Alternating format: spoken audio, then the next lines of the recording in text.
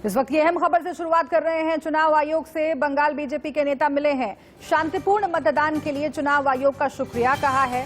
शांतिपूर्ण रहा है बंगाल में मतदान, ये कहा है। बीजेपी ने छिटपुट हिंसा की घटनाएं हुई हैं, बीजेपी का ये मत है और यही तमाम बातें लेकर चुनाव आयोग से बीजेपी के नेता मिले हैं और खासतौर से धन्यवाद दिया है कि बंगाल में चुनाव शांतिपूर्ण रहा। हालांकि अलग अलग पार्टियों की इस पर अलग अलग राय हो सकती है क्योंकि हिंसा की घटनाएं लगातार सामने आती रही, लेकिन इन सब के बीच अगर बीजेपी ये कह रही है कि शांतिपूर्ण मतदान हुआ है और चुनाव आयोग को इसके लिए धन्यवाद दे रही है, तो इसके क्या सियासी मायने हैं ये भी हम समझने की कोशिश करेंगे। शेष चरण के चुनाव के दिन हम लोग भारतीय जनता पार्टी से माननीय सांसद अर्जुन सिंह जी, हमारे सहकर्मी आशुतोष और मैं आया था।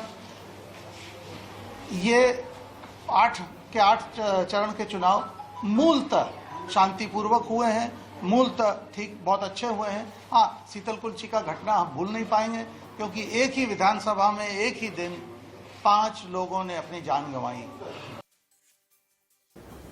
पश्चिम बंगाल में एक और मतदान जारी है तो दूसरी ओर मतदान के दौरान बीजेपी और टीएमसी कार्यकर्ताओं में झड़प की भी खबरें हैं। 3 तस्वीरें हम आपको दिखाते हैं जहां आज मतदान के दौरान हिंसा देखी जा सकती है।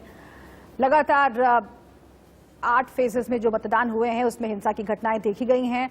8वां चरण, आखिरी चरण भी अपवाद नहीं रहा। आज हिंसा की घटनाएं बीरभूम में, मालदा में देखी गई। देखिए किस तरीके से टीएमसी और बीजेपी के कार्यकर्ताओं ने एक दूसरे पर निशाना साधा है और ये हिंसा की घटनाएं कोई नई बात नहीं है। सवाल तमाम खड़े होते रहे, लेकिन इन सब के बीच क्या असर पड़ेगा इन घटनाओं का, ये देखना होगा। हमारे साथ खास मेहमान लगातार जुड़े हुए हैं। शिवम त्यागी बीजेपी की ओर से हैं, मुदित अग्रवाल कांग्रेस पार्टी के नेता हमारे साथ जुड़े हुए हैं, रजनीश वत्स राजनीतिक विश्लेषक। टीएमसी के प्रवक्ता फिलहाल हमारे पास नहीं है, लेकिन मुदित अग्रवाल जी, आप ही इस सवाल का जवाब बेहतर दे सकते हैं क्योंकि बीजेपी के नेता चुनाव आयोग से मिले हैं और उन्होंने ये कहा है कि शांतिपूर्ण मतदान हुआ है, इसके लिए धन्यवाद ज्ञापन भी चुनाव आयोग का किया है। क्या आपका भी यही मत है कि शांतिपूर्ण मतदान हुआ है या फिर इसके पीछे भी कोई सियासी एंगल आप देखते हैं?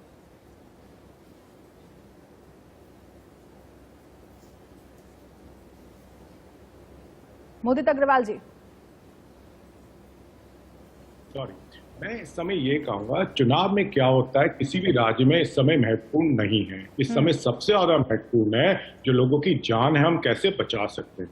जो कोरोना त्रासदी है, चाहे दिल्ली हो, चाहे महाराष्ट्र हो, चाहे मध्य प्रदेश हो, चाहे बंगाल हो, हर जगह भयानक रूप ले रही है और सरकार को अपना पूरा ध्यान लोग इस दुविधा से कैसे निकले इसमें लगाना चाहिए। मैं राजनीति नहीं कर रहा, लेकिन एक ऑपोजिशन पार्टी के नाते सरकार की कमियां उजागर करना भी हमारा राष्ट्रीय धर्म है और वो कमियां हम इसलिए कर रहे हैं क्योंकि हम चाहते हैं सरकार उस कमियों से सीखे और बढ़ के आगे बढ़े, तो कम से कम आगे तो लोगों को दिक्कत ना हो। कोई बात नहीं, 1 साल उन्होंने कुछ नहीं किया, कम से कम अभी सबक ले लें और हमें भी कॉन्फिडेंस में ले, हमारे से भी सलाह ले लें और कम से कम आगे तो बढ़े। ठीक है, देखिए चाहे वैक्सीन का फ्रंट करें, बीजेपी के नेता चुनाव आयोग से मिले हैं, इसलिए मैं आपसे ही जानना चाहती हूँ कि आप लोग भी लगातार राजनीतिक हिंसा की बात करते रहे। आप लोगों ने कहा कि आपके बड़े नेताओं पर, इसके साथ ही कार्यकर्ताओं पर हमले हुए हैं। ये मुद्दा पूरे चुनाव में आप लोग उठाते रहे, लेकिन आज चुनाव आयोग से मिले हैं बीजेपी के नेता और ये कहना है कि शांतिपूर्ण मतदान हुआ है, छिटपुट हिंसा की घटनाएं हुई हैं। अगर आप इस तरीके का मत बना रहे हैं और धन्यवाद दे रहे हैं चुनाव आयोग को, तो जाहिर है इसके अलग अलग मायने निकाले जाएंगे। आखिर आपको क्यों लग रहा है कि सब कुछ चंगा है? देखिए, एक चीज और बोलूंगा, जहां तक ये चुनाव की बात, मैं आती हूँ आपके पास। ये सवाल शिवम जी से था, उसके बाद मैं मुदित जी आपके पास आती हूँ। जब आप बोल रहे थे मैं बड़ी शालीनता से सुन रहा था, तो मैं सिर्फ इतना कहना चाहता हूँ शुभ्रा जी कि एक बहुत पहले तो यहाँ पर ये आप सुन लीजिए ना। तो इम्पोर्टेंट चीज यहाँ पर ये है कि जिस तरह से 8 चरणों का इतना लंबा चुनाव हुआ है और जिस तरह से बंगाल का इतिहास रहा है, मैं छोटी सी चीज बता देता हूं आपको। 2015-16 में जब चुनाव हुए थे यहाँ पर, इसी तरीके से 221 मौत हुई थी। इन्हीं का रिकॉर्ड है, उठाकर देख लीजिएगा। इस बार भी हिंसाएं हुई हैं। बिल्कुल कहा मेरे नेता ने कि खास तौर पर जब एक विशेष घटना के पर उन्होंने टिप्पणी कही और कहा कि एक ही गांव से जब 5 लोग मरे, अगर हम उसके अलावा बात करें तो कहीं ना कहीं किसी हद तक चुनाव आयोग बड़ा शांतिपूर्ण चुनाव कराने में सक्सेसफुल रहा है और वो वैसे भी बधाई के पात्र हैं।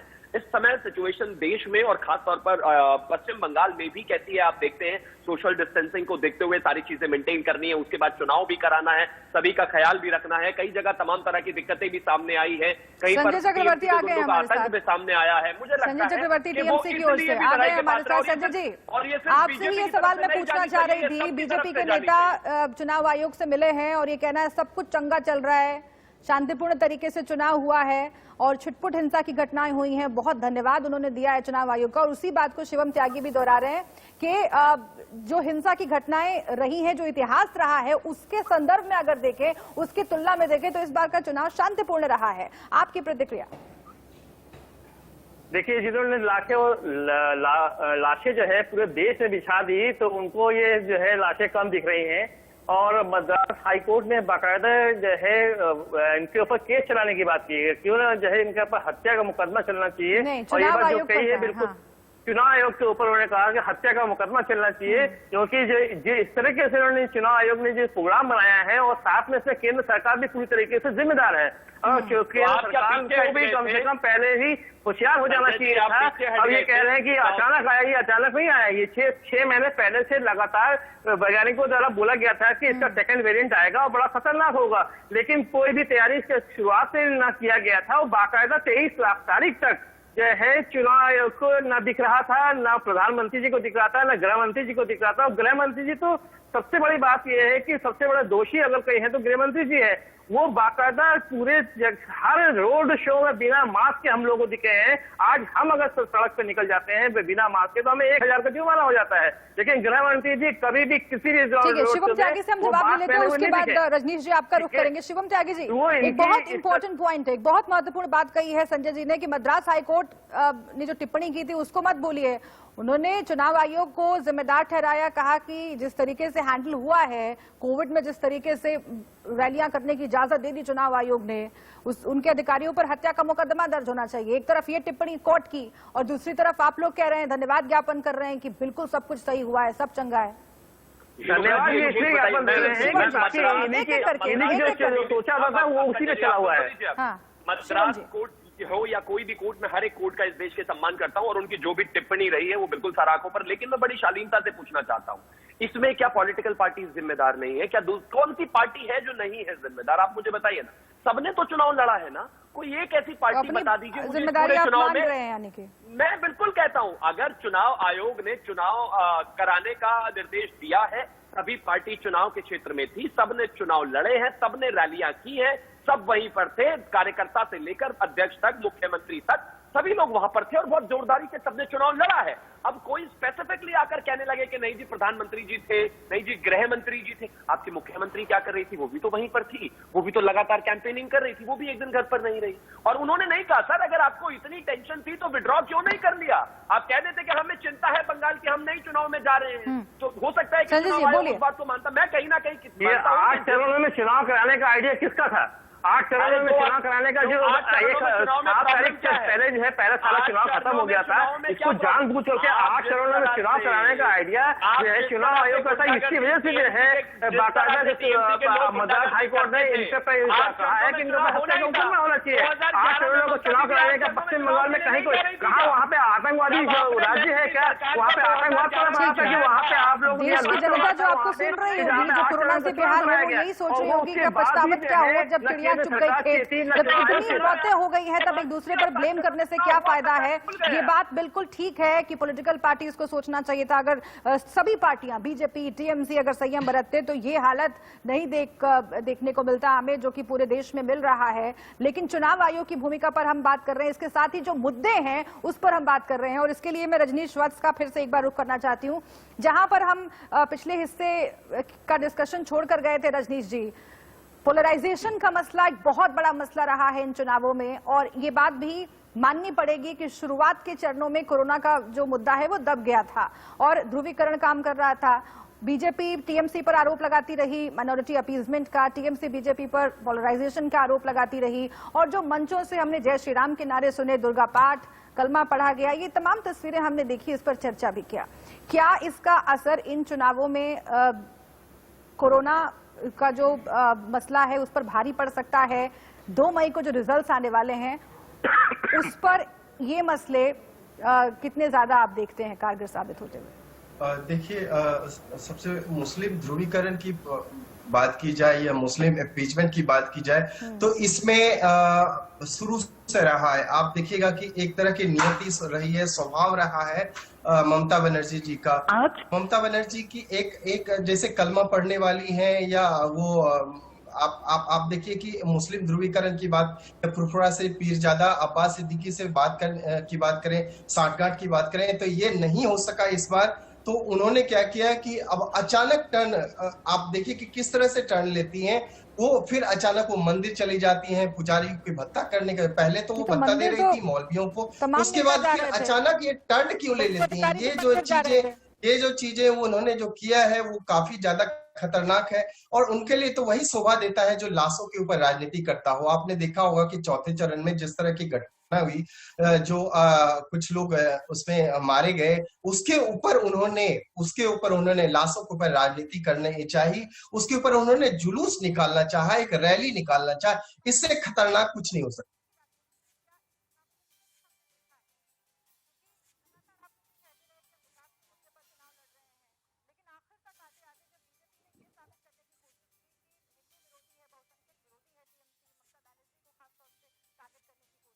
हमने देखा कि ममता बनर्जी तमाम मंचों से अपने आप को हिंदू साबित करने की कोशिश करी थी और उन्होंने अपना गोत्र भी बताया, दुर्गा पाठ भी किया। क्या ये शिफ्ट ममता बनर्जी की राजनीति में जो जनता ने देखा होगा उसका असर आप देखते हैं आगे? आखिर ये नौबत क्यों आई संजय चक्रवर्ती जी? क्या आप लोगों को लगने लगा था कि जो रिजल्ट्स हैं वो आप लोगों के लिहाज से ठीक नहीं आने वाले? एक सेकंड रजनीश जी, आपसे नहीं, संजय चक्रवर्ती जी को दिखाइए, संजय चक्रवर्ती जी को दिखाइए। टीएमसी से सवाल है मेरा, संजय जी। पहली बात तो ये है कि ममता बनर्जी को आप लोग कहते हैं गोत्र बताने की या चंडी पाठ करने की क्यों जरूरत पड़ी है? आप ये भाजपा से क्यों नहीं पूछते कि जब अमित शाह जी ने ये कहा कि मैं बनिया हूं, मुझसे हिसाब न मांगा जाए, जब जो है प्रधानमंत्री कहते हैं कि मैं पिछड़ा हूं, उनसे नहीं पूछा जाता है।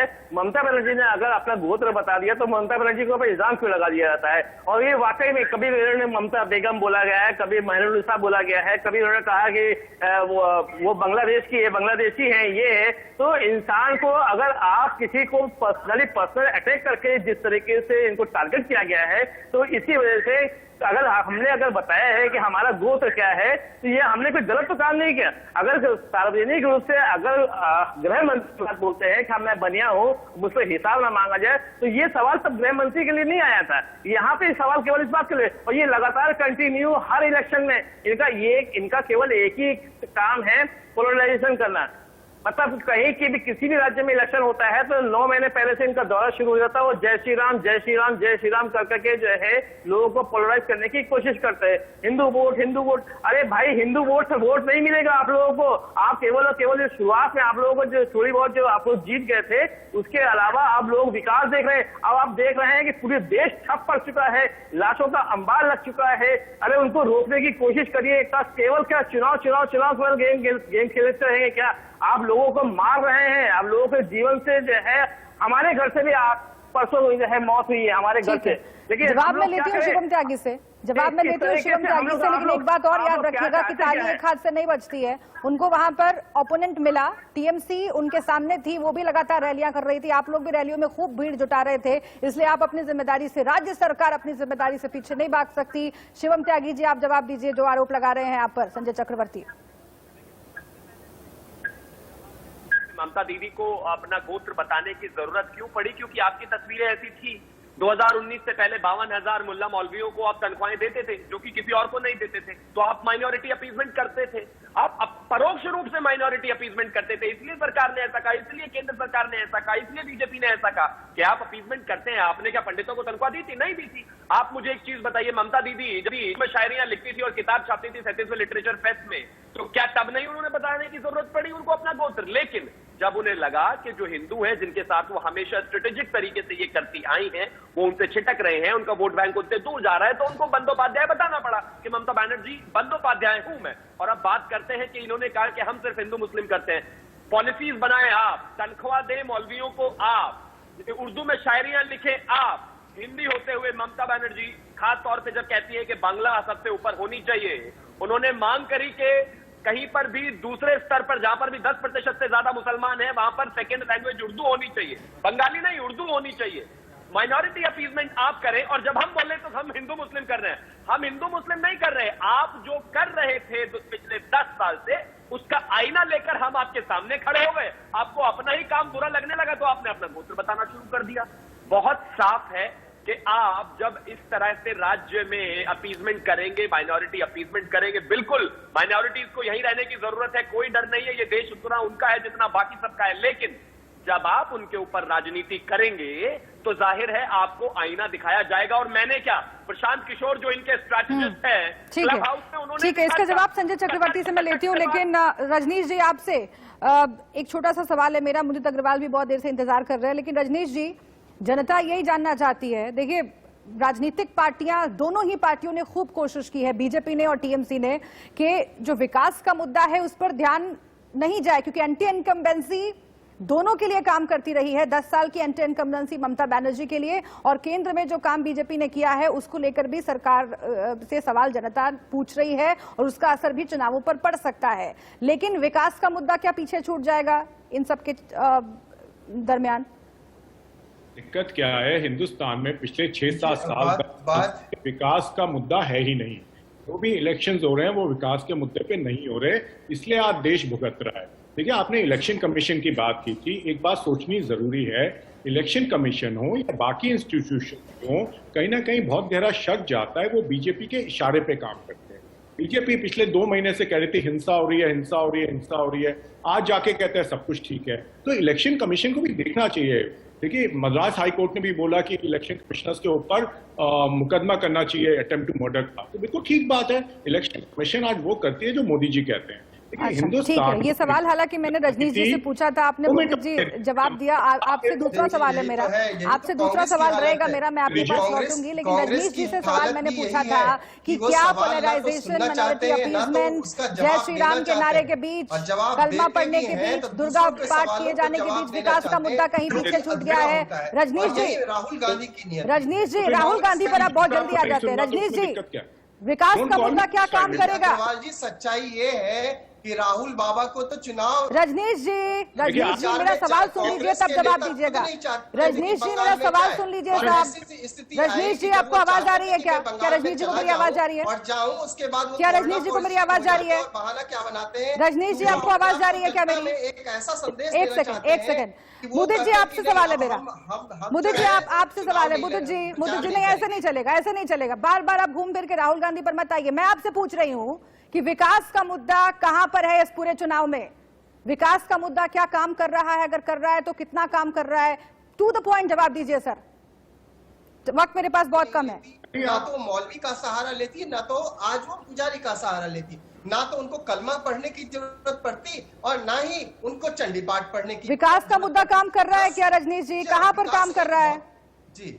विकास का मुद्दा है क्या इन चुनावों में? कहां पीछे छूट गया है क्या? मैं आपसे सिर्फ ये जानना चाह रही हूँ जी। मैं एक बार और सवाल सुनना चाहूंगा। एंटी इनकम्बेंसी का जो फैक्टर है, एंटी इनकम्बेंसी का जो फैक्टर है रजनीश जी, अगर आप मुझे सुन पा रहे हैं, मैं आपसे ये समझना चाह रही हूँ, एंटी इनकम्बेंसी का फैक्टर, ममता बनर्जी के लिए 10 साल की एंटी इनकम्बेंसी और केंद्र सरकार में बीजेपी जिस तरीके से काम कर रही है वो एंटी इनकम्बेंसी कितना काम कर रही होगी इन चुनावों में, जिसका असर हम 2 मई को देख पाएंगे? देखिए, 2 मई को आप रिजल्ट बहुत अच्छा देखिए। मैं किसी पार्टी के प्रवक्ता के रूप में तो बता नहीं सकता, लेकिन आज आप देखिए एंटी इनकम्बेंसी बंगाल के ममता बनर्जी की तरफ क्यों देखेगा? क्योंकि चौथे चरण में जो उन्होंने लाशों के ऊपर राजनीति की, उसके ऊपर बहुत ही बुरा मैसेज गया है पूरे बंगाल की जनता के सामने। उसके बाद फिर एंटी इनकम्बेंसी, जब हम बीजेपी की बात करें, केंद्र सरकार की बात करें, तो हालात अभी बिगड़े हैं और हालात सुधारने के लिए केंद्र सरकार पूरा जोर आजमाइश किए हुए। आज आप देखें कि जितने भी ऑक्सीजन प्लांट की बात करें या आप वैक्सीन की बात करें, बायोटेक और या कोविशील्ड की बात करें, मेरे पास बहुत कम है। मुदित अग्रवाल जी, आपको भी लगता है कि विकास का मुद्दा जिस तरीके से काम करना चाहिए वो काम करता रहा है क्या इन चुनावों में? एंटी इनकम्बेंसी का असर आप देखते हैं इन चुनावों में? आपने जिन मुद्दों पर कैंपेनिंग की, जिन मुद्दों पर आपने जनता के बीच जाकर के अपने लिए वोट मांगा, वो कौन कौन से मसले रहे और उसका असर कैसे आप आगे देखते हैं? जल्दी से। देखिए हालात जिस तरह के मुद्दे आप देखिए कि किसानों की, आप बताइए कि किसान जो है मुदित आप जी से ये सवाल है। जानना नहीं चाहते। मुदित जी दिक्कत क्या है, इनको अपनी आवाज बड़ी पसंद है। देखिए मैं तब बोलूंगा अगर आप बीच में टोकेंगे नहीं तो please continue with your debate.